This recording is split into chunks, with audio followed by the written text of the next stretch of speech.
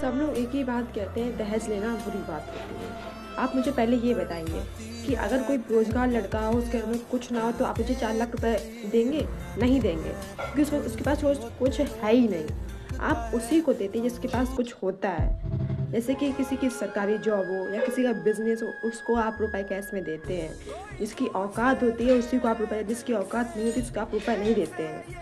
और अगर आप थोड़ा दहेज दे भी रहे हैं अपनी बेटी के लिए, तो उसमें बुराई क्या है? आप अपने बेटे को अपनी ज़मीन दे रहे हैं, घर दे रहे हैं, हर चीज़ दे रहे हैं, और बेटी को उसमें आप थोड़ा हिस्सा दे भी रहे हैं, तो उसमें क्या बुराई है? सब लोग यही कहते हैं, दहेज दहेज दहेज। अगर भाई सामने वाले को, बंदे को दहेज मिल रहा है तो उसने उसके लिए मेहनत की है। उससे उससे जो नौकरी ये मिली है, उसने उसके लिए मेहनत की है। उसने अपनी औकात बनाई है दहेज के लिए। अगर कोई लड़का कुछ भी ना करता हो, आप उसे एक फूटी कौड़ी भी ना दें। बात सही है कि नहीं है? अगर आप इस मेरी बात से सहमत हैं, तो वीडियो